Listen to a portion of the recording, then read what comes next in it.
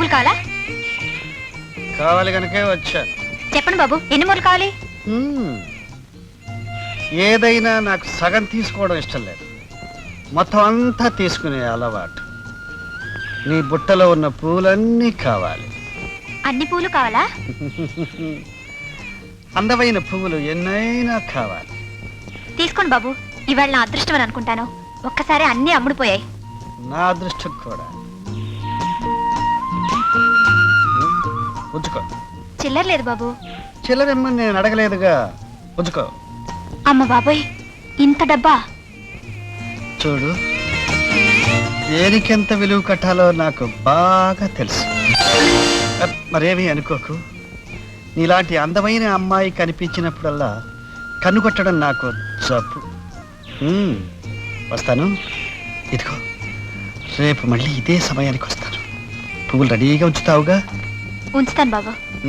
మర్చిపోయాను, నీ పేరేమిటి? రాధా. రాధా, బ్యూటిఫుల్. నా పేరేమిటో తెలుసా? మోహన్. మోహన్. అలా పరిచయమైన అతను ఆ తర్వాత ప్రతిరోజు వచ్చేవాడు. నా దగ్గరున్న పువ్వులన్నీ తనే కొనుక్కునేవాడు. రాను రాను నేను కూడా అతని కోసమే పూలతో ఎదురు చూసేదాన్ని. ఒకరోజు, రండి బాబు, మీకోసమే ఎదురు చూస్తూ ఉన్నాను. మళ్ళీ మోసం చేయడానికా? మోసమా? నేనేం చేశాను బాబు? ఏం చేశావా? నిన్న 10 మూరలు ఇచ్చావు పువ్వులు. నీ మాట నమ్మి ఇంటికి తీసుకెళ్లాను. కొలిసి చూసేటప్పటికి 8 మూరలే ఉన్నాయి. బాబు, నేను పేదదాన్నే కావచ్చు, కానీ అబద్ధాలు మాత్రం చెప్పను. ప్రతిరోజు మీకు ఖచ్చితంగా 10 మూరలే ఇస్తున్నాను. ఇందులో 10 మూరలు ఉన్నాయంటావా? అవును. నీ మాట నమ్మను. కొలిసి చూడాలి. కొలుచుకోండి. బుట్ట కింద పెట్టు. ఈ కొస పట్టుకో. వెళ్ళు.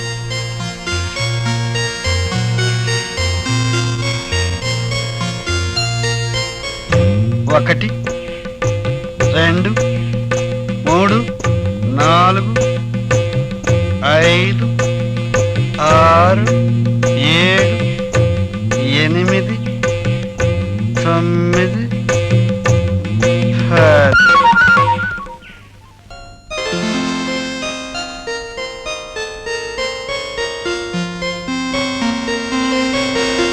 పేదదాన్నైనా నన్ను పెళ్లి చేసుకుంటానని ప్రమాణం చేశాడు.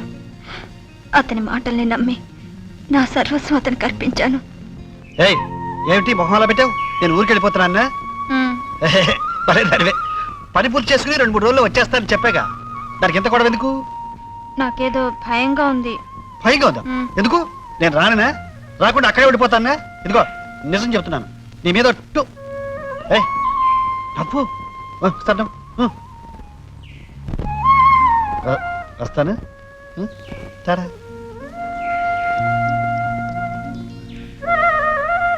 అతను వెళ్ళిన దగ్గర నుంచి నేను అతని కోసమే ఎదురు చూశాను. రోజులు గడిచాయి, వారాలు గడిచాయి, కానీ అతను మాత్రం తిరిగి రాలేదు. అప్పుడు అర్థమైంది, నాతో అబద్ధం చెప్పాడని, నన్ను మోసం చేశాడని. మోహన్, మోహన్, మోహన్, మోహన్, మోహన్.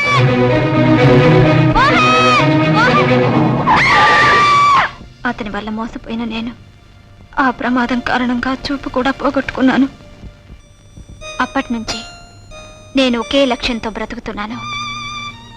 అతను ఎక్కడున్నా వెతికి పట్టుకోవాలి. నలుగురి ముందు అతను నన్ను భారీగా ఒప్పుకునేటట్టు చేయాలి. అదే నా కోరిక. అందుకే నాకు చూపు కావాలి.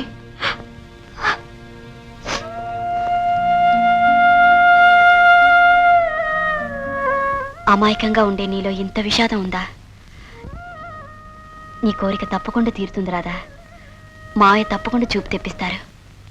ఆ తర్వాత అతన్ని పట్టుకోవటంలో నా సాయశక్తిలో నేను సహాయం చేస్తాను. నీ లక్ష్యం నెరవేరుతుంది రాదా. చూసావా? శుభం. ఉండు.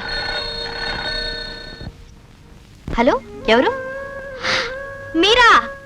ఏమిటి, సాయంత్రం ఫ్లైట్కి వస్తున్నారా? అలాగే,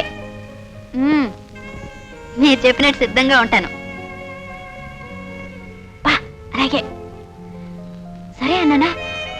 ఉంటాను. ఫోన్ పెట్టండి. రాధా, మా ఆయన సాయంత్రం వస్తున్నారు.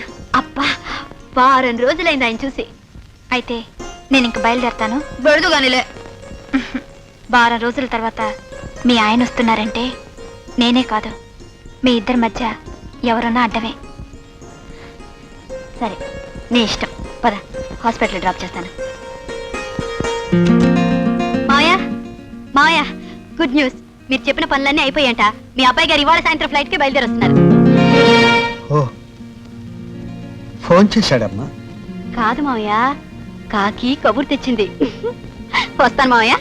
ఆ మావయ్య, మీరు కూడా సాయంత్రం తొందరగా వచ్చేసేయండి. వస్తాను మావయ్య.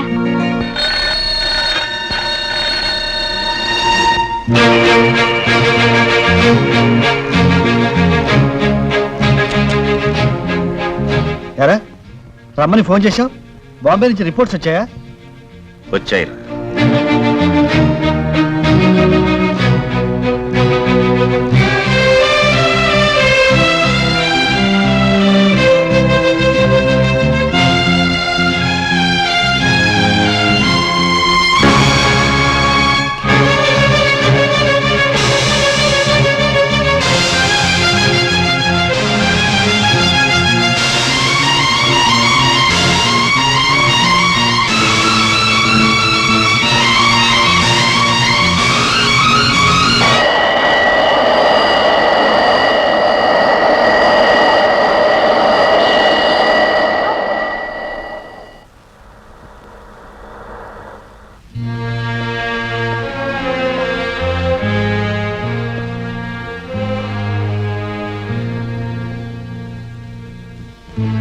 ఏమి డాడీ, గెస్ట్ హౌస్ తీసుకొచ్చారు? ఇంటికి వెళ్లే ముందు నీకు ఒక విషయం చెబుదామని. ఏమి డాడీ అది? ఈ ఫోటో చూడు బాబు. రోజంతా వెలుగునిచ్చే సూర్యుడు కాసేపట్లో అందరినీ చీకట్లో ముంచి వెళ్ళిపోబోతున్నాడు. అవునా? అంత మాత్రాన వెలుగు లేదని మనం బ్రతకలేమని అనుకోకూడదు. ఆ చీకట్లోనే దీపం వెలిగించుకోవాలి. ఆ వెలుగులోనే బ్రతకాలి. ఏమంటావు? అది నిజమే డాడీ, కానీ ఇదంతా మీరు ఎందుకు చెబుతున్నట్టు? మనల్ని కన్నవాళ్ళైనా, మనం కట్టుకున్న వాళ్ళైనా, మనకు పుట్టిన వాళ్ళైనా, మనమైనా ఏదో ఒక రోజున ఈ బంధాన్ని తెంచుకుని వెళ్ళిపోక తప్పదు. కాకపోతే కొంతమంది ముందు, కొంతమంది వెనక, అంతే. అదే సృష్టి సహజం. అందుకని పోయిన వాళ్ళ కోసం బాధపడుతూ మన బ్రతుకు నాశనం చేసుకోకూడదు. మనిషి అన్న తర్వాత ఎన్ని ఒడిదుడుకులు వచ్చినా తట్టుకోవాలి. ఎంత పెద్ద ప్రళయం వచ్చినా ఎదిరించి నిలబడాలి. ఆ శక్తి నీకుందని నా నమ్మకం. డాడీ, ఏమిటి మీరు చెప్పేది? ఎందుకలా మాట్లాడుతున్నారు? నాకేమీ అర్థం కావడం లేదు. నేను చెప్పే నిజాన్ని నువ్వు నమ్మలేకపోవచ్చు, నమ్మినా భరించలేకపోవచ్చు. కానీ ఆ నిజాన్ని నువ్వు భరించాలని, భరిస్తూ బ్రతకాలని ముందుగా నీకు ఇదంతా చెప్తున్నాను. ఏమిటా నిజం? చెప్పండి డాడీ, చెప్పండి. చెప్పడానికి నాకు మనసు రానిది, చెప్పాక నీ మనసు ఒప్పుకోలేనిది బాబు. ఇంతకాలం మన ఇంట్లోనూ నీ బ్రతుకులోనూ వెలుగు నింపిన సుజాత కొద్ది రోజుల్లో మనందరినీ చీకట్లో ముంచి వెళ్ళిపోబోతుంది బాబు. డాడీ, అవును బాబు. ఏ ప్రేమ, ఏ మమత, ఏ వైద్యం, ఏ డాక్టరు కాపాడలేదు భయంకరమైన వ్యాధి సుజాతకు వచ్చింది. ఆమె త్వరలోనే లివర్ క్యాన్సర్తో మరణించబోతోంది. డాడీ,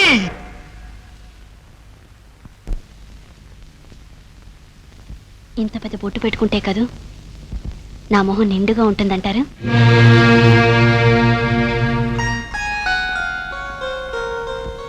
నా కళ్ళకు కాటు పెట్టుకుంటే చూడ్డానికి 1000 కళ్ళు చాలు అంటారుగా.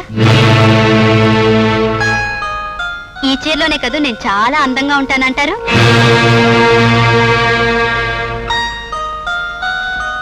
ఇన్ని పూలు పెట్టుకుంటేనే కదూ మీకు ఇష్టం.